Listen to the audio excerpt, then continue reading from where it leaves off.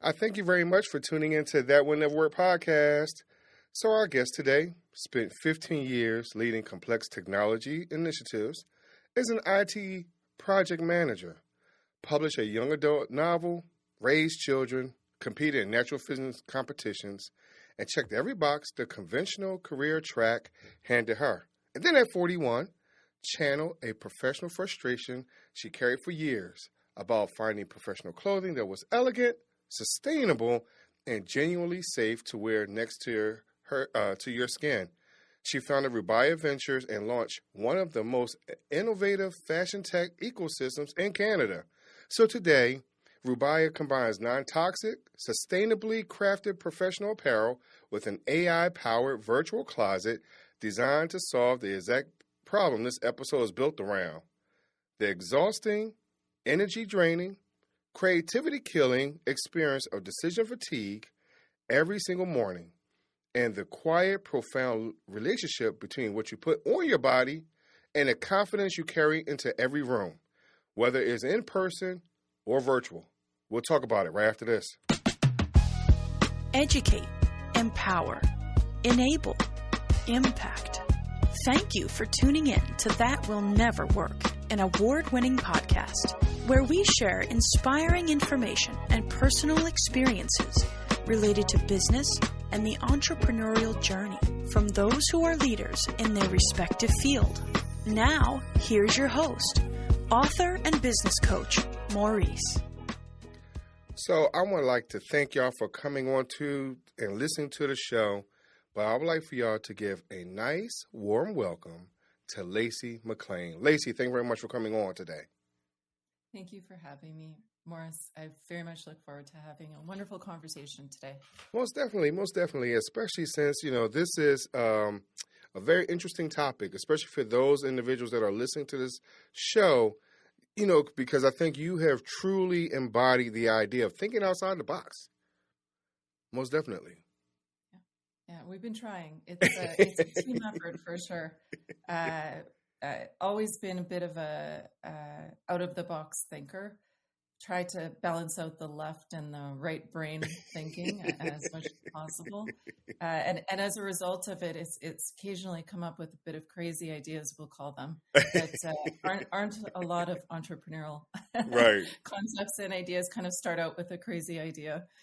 Especially with you having an IT background, a lot of times we're so structured, because I have an IT background as well. So we're very structured, don't deal with variables as often, in some cases, and so what encouraged you, or what moment in your life say, you know what, Lacey, let's do this? And for those of you who want to listen to her bio, listen to old podcasts, Lacey used to draw when she was a kid. So what she's doing right now is not necessarily totally new to her, but is jumping in, but what made you want to be like, hey, you know what, I need to really pursue this as my next step in life?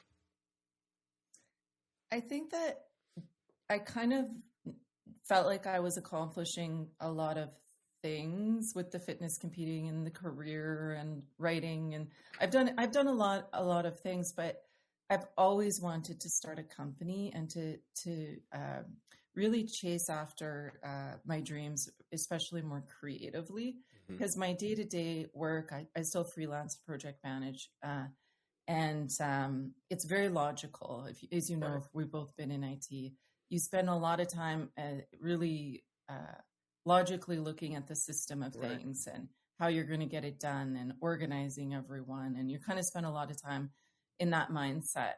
But yeah, since I was a kid, I've been a very creative person. And I always find that I'm kind of happiest in life when I'm also feeding that creativity.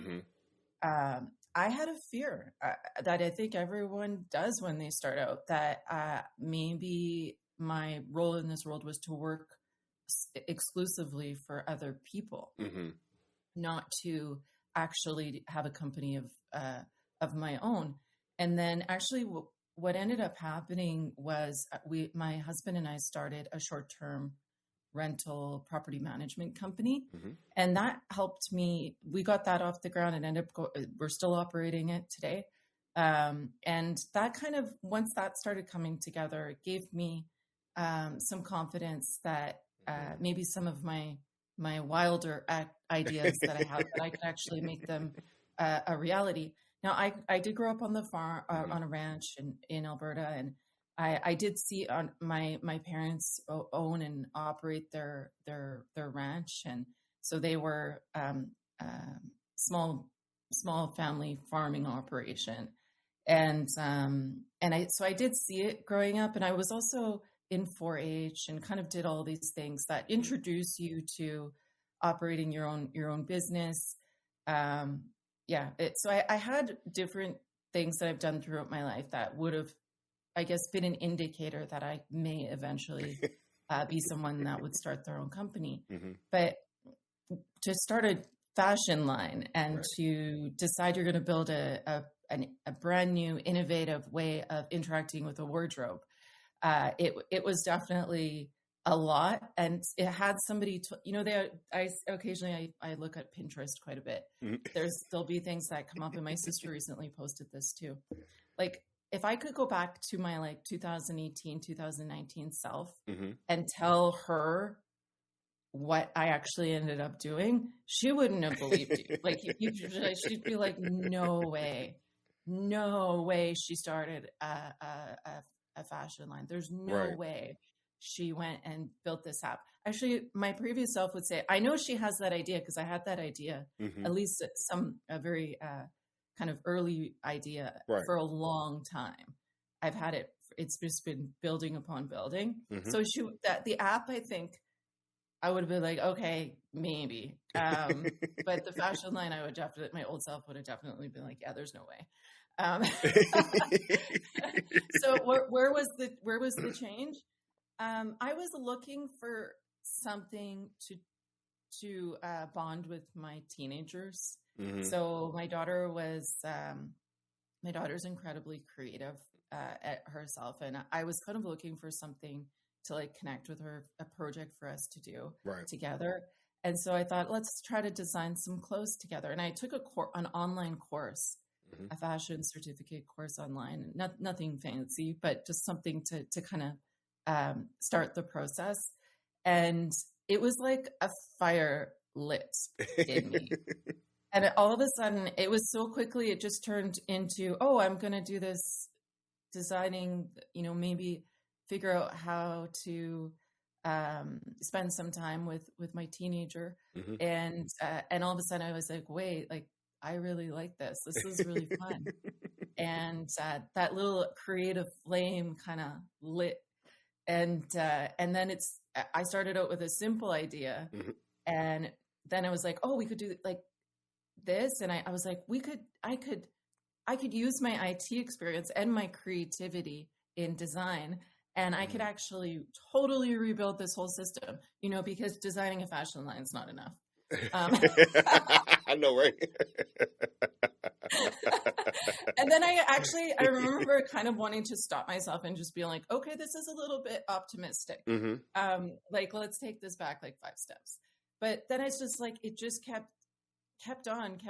And eventually I got to this point where I was like, look, Lacey, you're going to die someday. I know that's so dramatic when I tell that story, but it's true.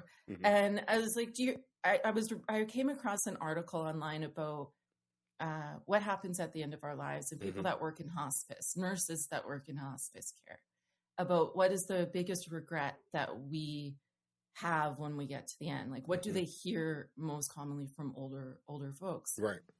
And a lot of them had regrets that they didn't just put their fear aside and just do the things they wanted to do.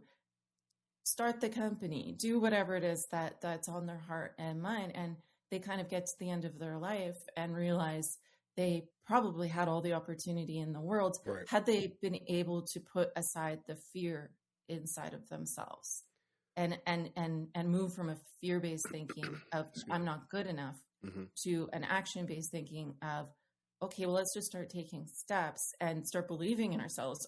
Such a big concept, right? Right. It's amazing how much society programs us not to believe in ourselves, to question if we're worthy, if we're good enough, if we're the right person. And I went through all of that. I went through, I'm a mom. Right. I have no time. I have another company. I have a freelance career in IT. I went through like all of these things in my mind. And I had a moment where I got really tired of all of my excuses that I was having to myself. And I ran into that article, and I was just like, am I going to regret not at least giving it my all and trying to make my big dream a reality, and a reality in its entirety, not just bits and pieces, workable chunks, like, you know, things that are less intimidating and scary, but actually try and put my whole effort into it. So I have a question. And I just got tired. I said, I'm going to do it. So no, but here's my question. It's not off base. It's not directly business related.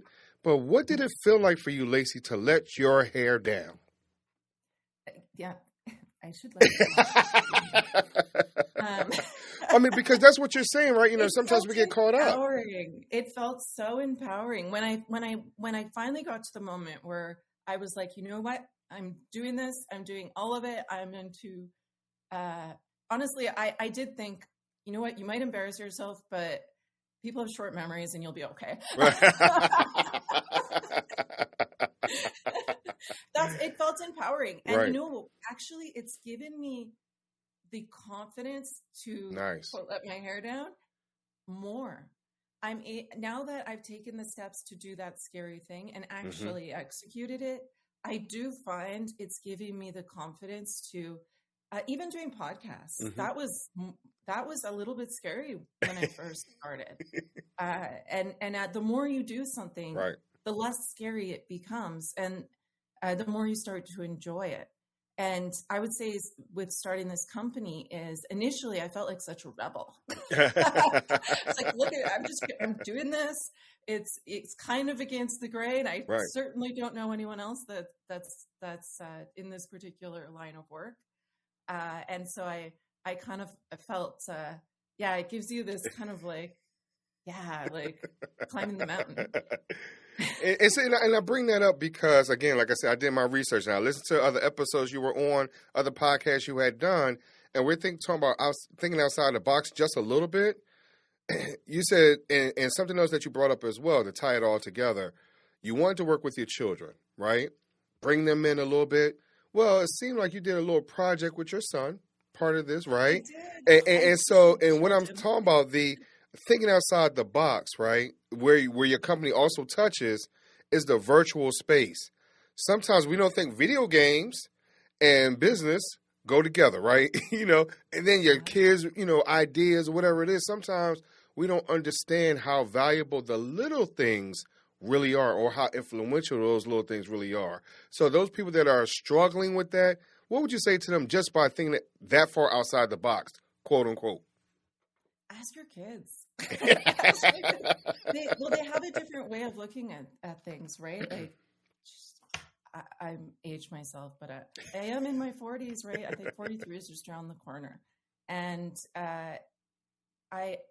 we grew up in a different time in the 80s and the 90s, and the kids look at things a little bit differently. So my daughter helped with the fashion line, my son helped with the app.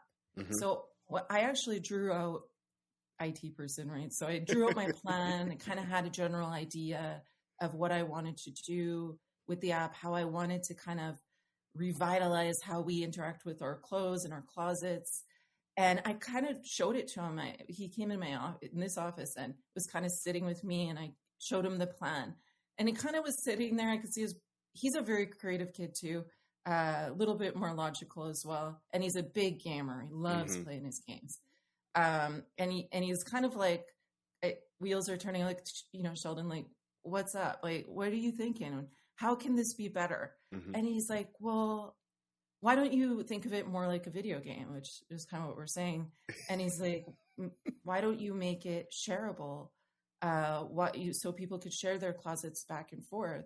And he actually came up with a list. I remember I opened my notes app on my cell phone, and I was actually writing down, and he put his ideas down as well. And he's like, this is how you can actually make interacting with your closet like so much more fun, where people actually want to do it. And so that's really what I every single idea he had was like, Sheldon, this is amazing. So I don't get to take full credit for the whole platform and the system that has been established. Absolutely, his ideas were very, very important part of getting this off the ground. And I think a lot of younger people have some incredible ideas. And also, I think it gave him confidence seeing this whole process through, because he saw his ideas that we had in a conversation one day in this office turn into a reality. And it's actually provided me a bit of some parent experiences and conversations with my kids, because I showed him that, and I said, like, Sheldon, look at what you can do when you put your mind to it. Look at what your initial ideas became with a bit of elbow grease and effort and behind it, and just pure grit and determination, which is really a big part of getting anywhere in business. And so now I find with them, because they were a part of the whole journey right from the beginning, I do find it's giving them the confidence to go out and do new things and exciting things that challenge them, things that might make them a little bit afraid.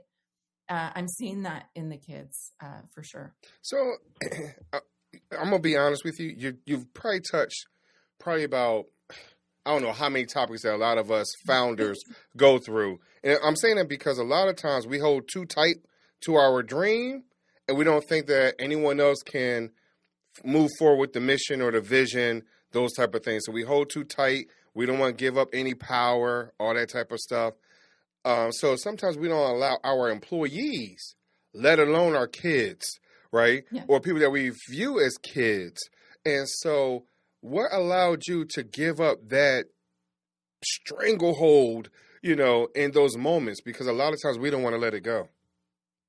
I think it's because of my history in project management.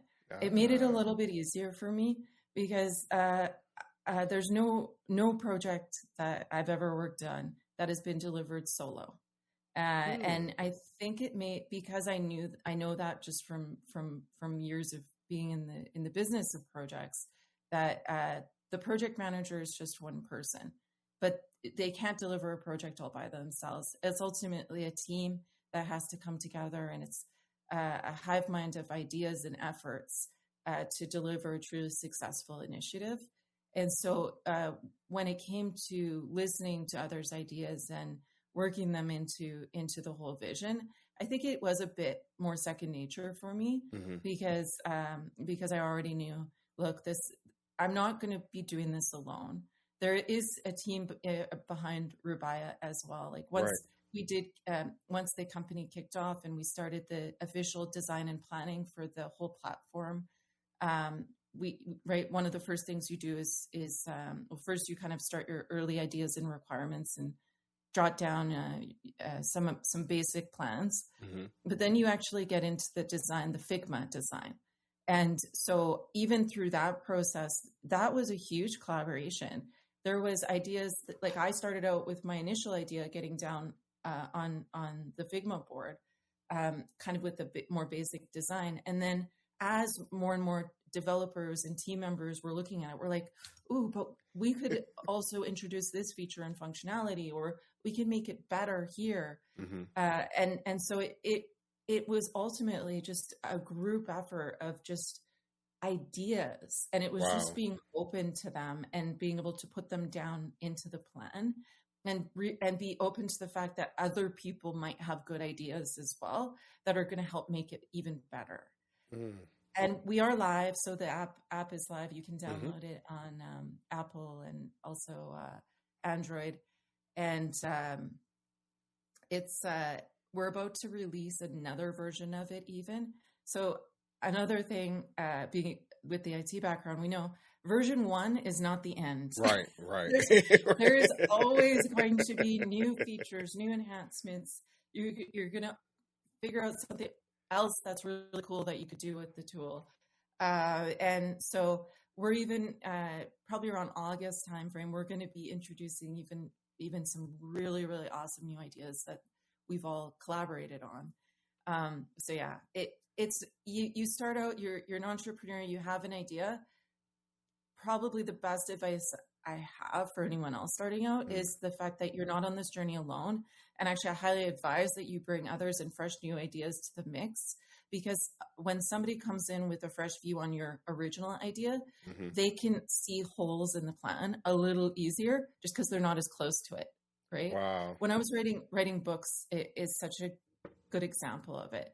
You write your novel and you have to hire an editor. Even people who are editors that write have to hire editors. Right. The reason is that when you read a sentence that you wrote and have written and rewritten, done so many drafts over, your brain sometimes processes what it wants it to say, right, not what it actually says. So when an editor comes in and actually takes a look and reads through it, they're going to catch things that your brain is just not going to catch because you're too close to it and it knows what it's supposed to say. Right. It's like, and we don't even realize it, but we sometimes skip over words in our mind too, right, when we're reading through a sentence. And so that editor with that fresh view is going to come in and be like, oh, do you realize you kind of have a little bit of a hole right here? And then you go back and reread it. You're like, why didn't I see that? Right. Right. So the same thing when you're designing out a new way of doing things is you got to bring those fresh eyes, that fresh perspective in, because they're going to be like, oh, this is so awesome. You know, I'm sure they'll encourage you along the way. Hopefully they will, or else you probably shouldn't. If they don't encourage you, you probably shouldn't include those people in your journey, because you need encouragers. Right. But they can also take a look at things, and like my son did, and also like so many other members of the team did as we went along. They're able to kind of like find ways to even make it more awesome. And yeah, so I would recommend take others on your journey. It's okay. They hopefully are there to help you, not hinder you. So, you have touched on a lot of different ideas, a lot of different perspectives, and I'm going to use this one word, sustainability. Your clothes provides that. Your idea towards family, because that helps the family as well, right? Bringing them in. Not just your personal family, but even your work family. Because everybody is on the same page, your ideas on the same page. Even listening to you talk about, your husband and some of the concerns that he has, so I really want to say thank you very much for coming on to the show, because you have provided a true example of what it means to be conscious of your whole world, not just one place. So I want to say thank you very much for that. And for those individuals that are listening, where they want to be able to say, you know what, Lacey, I resonate with you, because I'm trying to figure out how to manage the two families, personal and work, but also my ideas. Where can they talk to you and find your information? Please visit us at Rhubaia.com. And also follow on social media. We're on Instagram, Facebook. We're on all of it. So we really are building a community around us. So please join us on the journey. And you can also reach out at info@Rhubaia.com if you ever have a question or just want to reach out. We're really open. So please do.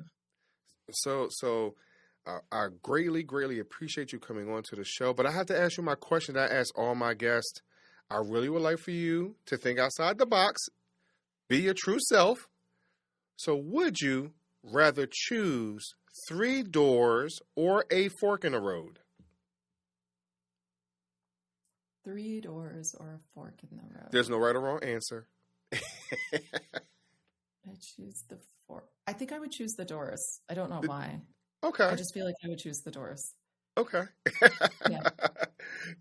Not sure, just I mean, yeah, I'm just like, I'm imagining, I'm doing the visual in my mind. Okay, road, fork in the road and doors. I don't know. I would be drawn to the doors. My curiosity would get the best of me, I think. There's something about the mystery of what's behind the door.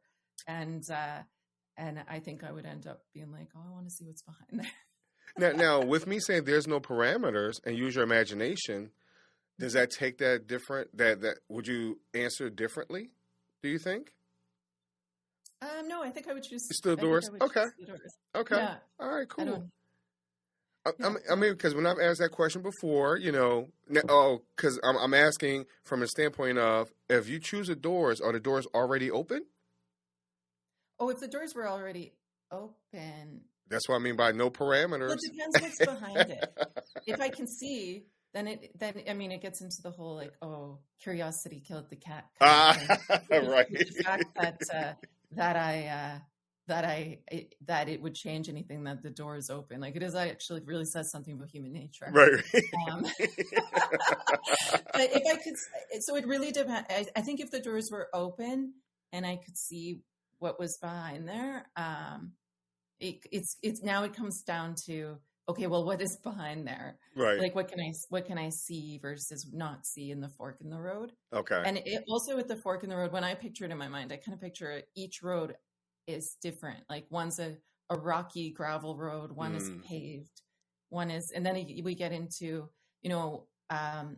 is there, if at the end of the rocky, crazy road with mountains and valleys, there's an ultimate reward, would I go on the grand adventure, or would I take the easy paved road? And so wow. I think there's a lot of variables there. But yeah, I think I would still end up leaning towards the doors, even if I could see them open. But then we get into, okay, well, what am I looking at? Right. Cool. I appreciate it. I think that was a very in-depth answer because, no one else has answered it that way. So I appreciate you, Lacey, for doing that. Yeah, always leave it to me. I'll make it super deep. But I appreciate you coming on today. Thank you so much for having me. You're welcome. And of course, everyone, Lacey's information will be in the show notes. And I got to leave you with a challenge.